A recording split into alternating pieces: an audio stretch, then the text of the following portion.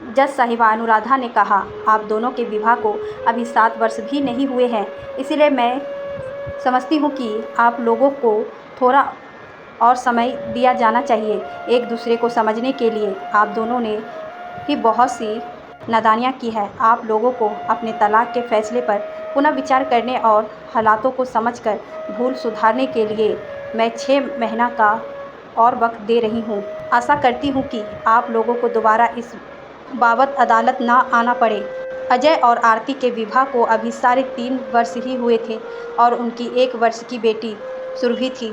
दोनों के परिवार सामान्य मध्यम वर्ग से थे। विवाह भी सजातीय ही था। अजय एक ऑटोमोबाइल कंपनी में इंजीनियर था। आरती घर के ही नीचे एक कमरे से अपना बुटीक चलाती थी। दोनों ही परिवार एक दूसरे का सम्मान करते थे। अजय की माँ और पिता को आरती को बेटी समान समझते थे। अजय इकलौता ही था, इसीलिए परिवार में किसी अन्य से विवाद होने का सवाल ही नहीं था। सुरभि के जन्म के बाद तो घर में खुशियों की बहियारें आ गई थी। सब कुछ एक खुशहाल परिवार की तरह ही चल रहा था। दशहरे की तैयारियों सीजन के कारण आरती बुटीक के काम में बहुत ही व्यस्त थी। आमतौर पर 5 बजे तक खत्म होने वाला उसका काम उस दिन रात 9 बजे तक भी पूरा न हुआ। अजय भी ऑफिस से करीब 7 बजे आ गया था। ऑफिस से आते ही उसे चाय आरती के ही हाथों की बनी चाय पसंद होती थी। वह माँ को भी मना कर देता कि चाय तो मैं आरती के हाथ की ही बनी ही पीऊँगी। उस दिन जब आधा घंटा इंतज़ार के बाद भी आरती ना आए तो अजय ने खुद अपने हाथों से बनी चाय पी, जो कि उसे बिल्कुल भी पसंद नहीं आई। आरती को व्यस्त देखकर अजय की माँ खुद किचन में जाकर खाना बनाने की तैयारी करने लगी। माँ ने अजय से सामान्य रूप से कहा कि आजकल बहू को बुटीक के काम में बहुत वक्त लग रहा है, पर यह बात अजय को चुभ गई। रात 8:30 बजे तक तो अजय ने नीचे बुटीक में जाकर ग्राहकों के सामने ही आरती पर गुस्सा दिखाते हुए पहुंच गया। अजय का यह उग्र बर्ताव आरती को भी पसंद नहीं आया। आरती किसी तरह सारे ग्राहकों को निपटाते हुए लगभग 9 बजे तक जब रसोई पहुंची तो देखा कि अजय की माँ खाना बना चुकी थी। आरती खाना परोसने को आगे बढ़ी तो अजय गुस्से से उसे बोल पड़ा कि जाओ अभी बुटीक चलाओ, अभी टाइम ही नहीं। क्या हुआ है? आरती ने भी भड़क कर अजय को जवाब दे ही दिया कि तुम्हें भी ग्राहकों के सामने अपनी बुद्धिमानी का प्रदर्शन करना ज़रूरी था क्या? बात इतनी बढ़ गई कि अजय ने उठकर आरती को तमाचा जड़ दिया। जब तक अजय के माता पिता अजय को उसकी इस कायनामा हरकत पर नाराज़गी दिखाते पाते, आरती ने भी अपने हाथ का स्टील का गिलास अजय की तरफ फेंक मारा। हालांकि वह गिलास अजय को लगा नहीं, पर आरती का यह उग्र बर्ताव अजय के साथ साथ उसके माता पिता को भी अच्छा नहीं लगा। अजय के पिता ने उन दोनों को डांटते हुए कहा कि पति पत्नी का प्रेम और झगड़ा उनके शयन कक्ष से बाहर नहीं जाना चाहिए। तुम दोनों ही इस झगड़े को शांतिपूर्वक निपटाओ।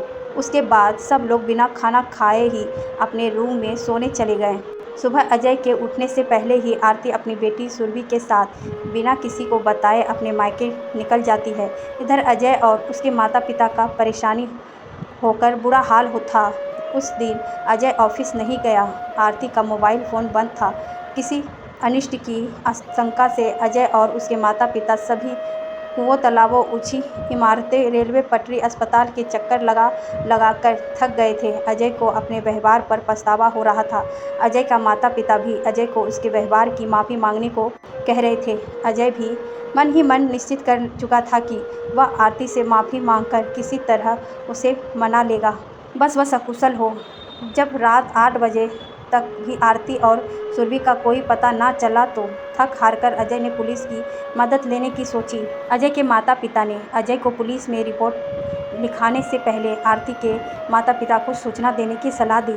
जब अजय ने आरती के पिता को फ़ोन लगाकर आरती के गुम होने की सूचना दी तो उन्होंने अजय को फटकार लगाते हुए कहा कि उन्होंने अपनी फूल सी बेटी अजय को इसीलिए नहीं सौंपी थी कि अजय उस पर हाथ उठाए।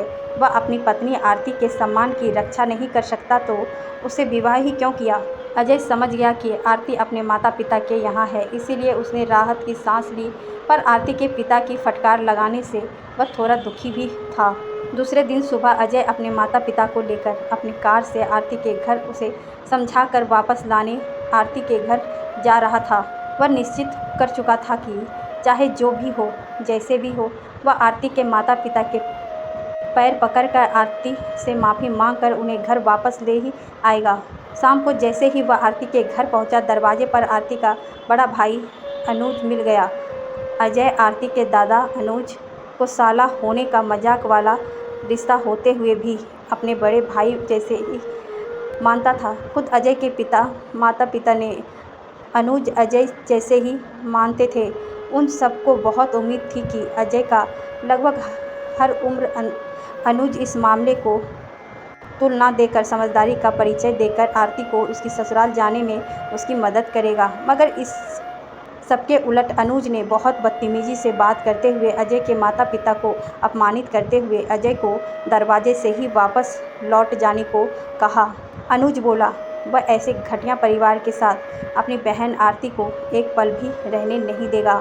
आरती की मां सुनीता दरवाजे तक आकर अपनी समधन से मिलने पानी लेकर आई भी, पर अनुज ने उसे डांटते हुए घर के अंदर जाने को कहा और बोला, माँ अभी आरती का भाई सक्षम है, मेरे होते हुए आरती को झुकने की कोई ज़रूरत नहीं, कहकर उसने दरवाजे बंद कर दिए। अजय खुद का अपमान सहन कर सकता था, पर अपने माता पिता का अपमान तो वह हरगिज़ भी बर्दाश्त नहीं कर सकता था। उसे अनुज से इतना घटिया बर्ताव की उम्मीद नहीं थी। मन में सोचकर अजय ने वापस अपनी कार घर की तरफ मुड़ ली। इतनी लंबी यात्रा के बाद भी अजय यात्रा की वजह से उतना नहीं थका था जितना आरती के भाई अनुज की बातों से आहत होकर थकान महसूस कर रहा था। रास्ते के किसी ढाबे में उसने खाना खाने के लिए कार रोकी, लेकिन उसके माता पिता ने कहा कि उनकी खाने की कोई इच्छा नहीं है। अजय भी सिर्फ चाय पीकर थोड़ा आराम करके वापस घर की तरफ जा रहा था। कितनी उम्मीदें लेकर वह आरती को मनाने आया था। सोच रहा था कि काश आरती और बेटी सुरभि साथ में वापस आ रही होती तो यही माहौल आज कितना खुशनुमा हुआ होता। अजय बहुत दुखी होकर कार चला रहा था। वह मन ही मन ईश्वर से प्रार्थना कर रहा था उसकी कार का एक्सीडेंट हो जाए, वह मर जाए। आरती और सुरभि बिना उसका घर एक भूत बंगला ही लगेगा।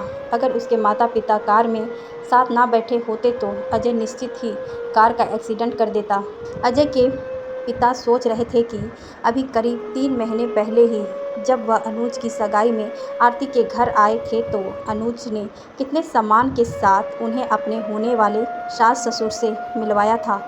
आरती की शादी के समय से ही वह अनुज के इसी मृदुल व्यवहार से इतना प्रभावित थे कि वह भी अनुज के लिए 3-4 रिश्ते सुझा चुके थे। रक्षाबंधन हो या भाई दूज, अनुज कभी भी बहन के लिए अपने कर्तव्य से पीछा नहीं रहता था। वह अपनी बहन आरती को बहुत प्रेम करता था और अब देखो इन बदली हुई परिस्थितियों में कितना निष्ठुर हो गया है अनुज। उन्हें लग रहा था कि शायद अनुज समझदारी दिखाकर आरती को उनके साथ वापस घर जाने में सहायता करेगा, पर यह सब उसके उल्टा ही हुआ।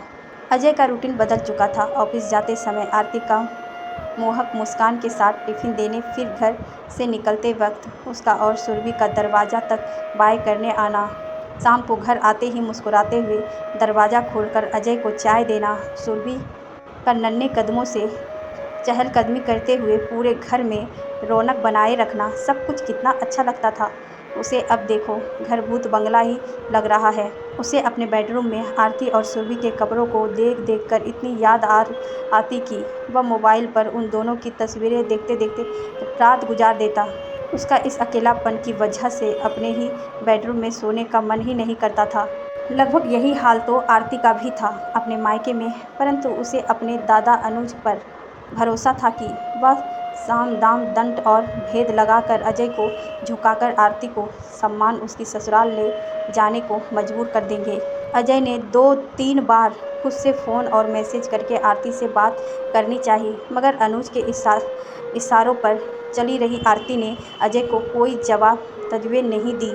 अजय के माता पिता को उम्मीद थी कि शायद गुस्सा कम होने पर इस दिवाली में आरती जरूर आएगी। आखिर आरती ही तो उनके परिवार की लक्ष्मी थी, पर सब कुछ आशा अनुरूप हो जरूरी तो नहीं।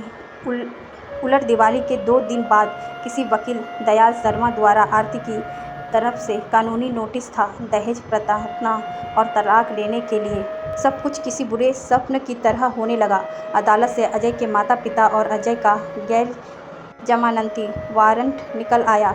उनको गिरफ्तार करने आए। पुलिस ने अजय के माता पिता की अवस्था देखकर खुद ही किसी वकील की मदद से उनकी एक दिन में जमानत करा दी, पर अजय को पूरे 4 दिन जेल में रहना पड़ा था। अजय के वापस घर जाने पर घर में सबका रो रो कर बुरा हाल था। हालात इतने बुरे हो गए थे कि लगा शायद अब कभी आरती के साथ समझौता नहीं हो सकता था। अजय ने वापस अपनी ड्यूटी ज्वाइन कर ली। वह अधिक से अधिक समय काम में विस्तार कर अपना दुख भुलाकर चाहता था। इधर अनुज के विवाह में भी अजय और उनके परिवार को कोई निमंत्रण नहीं मिला था। अनुज की पत्नी तन्वी ने शुरू में तो आरती से बहुत प्रेम पूर्वक व्यवहार किया, पर 3-4 महीनों बाद धीरे धीरे आरती पर दबाव बनाने शुरू कर दिया। पहले काम वाली बाई न आने पर आरती स्वयं ही बर्तन धोया करती थी, पर अब तन्वी ने सभी भाइयों की छुट्टी कर दी और आरती से कहा कि मुफ्त की रोटी तोड़ने से अच्छा है कि घर का काम ही करो, कुछ पैसे बचेंगे तो आगे चलकर सुरभि की पढ़ाई में काम आएंगे। आरती ने जब यह बात अनुज को कही भी, पर अनुज बोला, मैं ऑफिस के काम से इतना परेशान होकर घर आता हूँ, प्लीज़ अब और परेशान मत करो मुझे, थोड़ा बहुत तो एडजस्ट कर लिया करो। आरती पर दिन अत्याचार बढ़ने लगे थे। आरती के माता पिता यह सब देखकर भी अनुज के दबाव तले कुछ भी बोलने में असमर्थ थे। आरती टूट चुकी थी। वह सब घुट-घुट कर जिए जा रही थी और ऐसे में अजय के सहारे की सख्त ज़रूरत थी। वह कर भी क्या सकती थी। बात इतनी आगे बढ़ गई थी कि कदम पीछे खींचना असंभव था। करीब 8 महीनों तक वकीलों द्वारा पेशी की तारीख बढ़ाने के बाद आज पहली बार गवाही के लिए दोनों पक्षों के लोगों यानी आरती के माता पिता, भाई अनुज और अजय के माता पिता सभी अदालत हाजिर थे। आरती ने अदालत में अजय को देखा। बेतरतीब बाल, बढ़ी हुई दाढ़ी, पैर में चप्पल और ओपन शर्ट, हमेशा ही टिप टॉप रहने वाले उस अजय की असहाय परिस्थितियों को बयां कर रही थी। कटघरे में खड़ा अजय एक के बाद एक आरती के वकील, आरती के माता पिता और भाई के अनर्गल आरोपों को भी खामोशी और डबडबाई आंखों से स्वीकार कर रहा था। आरती का वकील दयाल शर्मा अपनी समभित जीत से गदगद होकर मिथ्या आरोपों की झड़ी लगा चुका था। भोजनावकाश के बाद अंतिम व सबसे महत्वपूर्ण गवाही आरती की ही होनी थी। उसकी स्वीकृति के बाद ही अजय को सज़ा सुनाई जानी थी। आरती का वकील और अर्जुन दोनों ही आरती को सिखा रहे थे कि तुम बोल देना कि अजय रोज़ ही शराब पीकर उसके साथ झगड़ा मारपीट करता था, उसके ऑफिस की कई महिलाओं के साथ संबंध है और बेटी सुरभि को भी नफरत की नज़र से देखता है। दहेज में दिए गए सामानों की लंबी लिस्ट में कार और आरती के महंगे नेकलेस जैसी उन चीज़ों का भी ब्यौरा था जो अजय और उसके माता पिता ने अपने मेहनत की कमाई से खरीदी हुई थी। आरती अपने भाई अनुज और वकील की मक्कारी देखकर बहुत दुखी थी। वह वकील आरती से कह रहा था कि एक बार तलाक हो जाए तो उसकी आधी तनख्वाह तुम्हारी जेब में रहेगी, पूरी ज़िंदगी ऐश से गुजरेगी। पर क्या पैसा ही सब कुछ होता है? पति के साथ की कोई अहमियत नहीं होती? भोजनावकाश के बाद वकील ने दोबारा जिहर शुरू की। अब आरती और अजय एक दूसरे के सामने कटघरे में खड़े थे। आरती के वकील ने आरती की स्वीकृति के लिए पुनः सवाल किया, क्या यह सच है आरती जी? आपके पति, क्षमा करना, पूर्व पति का व्यवहार घर में बिल्कुल पाशविक था। वह आए दिन शराब पीकर अपने मारपीट करते थे। उनके ऑफिस के अन्य महिलाओं के साथ संबंध थे। अजय इन आरोपों से व्यथित से होकर क्रोध से उबल रहा था, पर क्या कर सकता था? सारी परिस्थितियां उसके खिलाफ थी। उसकी स्वीकृति या अस्वीकृति का यहाँ कोई महत्व नहीं था। महिलाओं के अधिकारों की सुरक्षा के लिए बने इस दहेज कानून में कई बातें ऐसी भी हैं जिनके दुरुपयोग की पूर्ण संभावना रहती है। अजय खामोशी से आरती की तरफ देख रहा था। शायद आरती इन आरोपों को अस्वीकार कर दे, हालांकि उसे इसकी अपेक्षा तो नहीं थी। आरती ने सहमते हुए अपने वकील और भाई की तरफ देखते हुए कहा, जी मैं इस बारे में कुछ नहीं कह सकती। मेरे साथ जो कुछ भी हो रहा है शायद यही मेरे नियति में थी। अपने माता पिता और अनुज के दबाव के सामने आरती सच न बोलने को बेबस थी। अनुभवी जज साहिबा अनुराधा अब तक अजय और आरती की भाव भंगिमा समझ चुकी थी। उन्होंने जो आरती और अजय को साथ में 6 महीने रहने का फैसला सुनाया था, वह खुद आरती और अजय की भी दिली इच्छा थी। वहीं दूसरी तरफ आरती के वकील, माता-पिता और अर्जुन ने इस फैसले के खिलाफ उच्च न्यायालय जाने का निश्चय किया था। इन सबसे अलग आरती भरी अदालत में ही अपने माता-पिता के पास से उठकर अजय के माता-पिता के पास बैठ गई।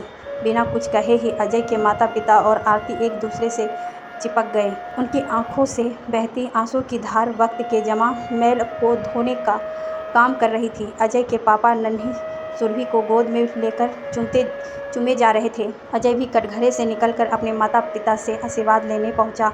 आरती को उनके पास आश्रुपूरित देखकर उसने आरती को माथे पर चूमते हुए कहा, पगली, जब इतना ही प्यार था तो मेरे पास आई क्यों नहीं? आरती ने कहा, तुम भी मुझे खुद से मना नहीं सकते थे क्या? कुछ समय लग जरूर गया, पर वक्त के थप्पड़ों ने दोनों ही परिवार को सहनशीलता सिखा ही दी थी। कार से अजय, आरती और सुरभि आरती के माता-पिता अपने घर को वापस जा रहे थे। आरती सुरभि को उसके दादा-दादी को पिछली सीट में सौंपकर फ्रंट सीट पर अजय के बगल में बैठ गई। रास्ते भर झमाझम बारिश हो रही थी। उसने भी ज़्यादा बारिश अजय और आरती की आंखों से हो रही थी। अजय ने कार में अपना पसंदीदा गीत लगा दिया था, तेरे जुल्मों सितम सर आंखों पर मैंने बदले में प्यार दिया है तेरी खुशियाँ और गम सर आंखों पर तूने जीवन की डोर से बार लिया है तेरे जुल्मे सितम सर आंखों पर। आरती ने प्यार से अपनी एक बाह अजय के हाथों में डाल दी। पीछे सीट पर बैठे अजय के माता-पिता भी बीती बातों को भुलाकर सुरभि के साथ खेलते हुए भावविभोर हो रहे थे। आखिर तलाक की दहलीज पर पहुंचकर भी उनके बेटे और बहू ने समझदारी दिखाकर अपने कदम वापस जो ले आए थे। नोट, इस कहानी के माध्यम से मैं यह संदेश देना चाहती हूँ कि पति पत्नी का रिश्ता बहुत ही नाजुक रिश्ता होता है। इसे कभी तलाक की दहलीज तक नहीं पहुँचने दें, और यदि दुर्योग से इस मोड़ तक पहुँच भी गया तो पति पत्नी दोनों के ही परिजनों को यथासंभव इसको सुलझाने के लिए पति पत्नी को ही आपस में बात करने के लिए जवाबदेही दे देना चाहिए। दूसरों का बीच बचाव कई बार गलतफहमी पैदा कर सकता है।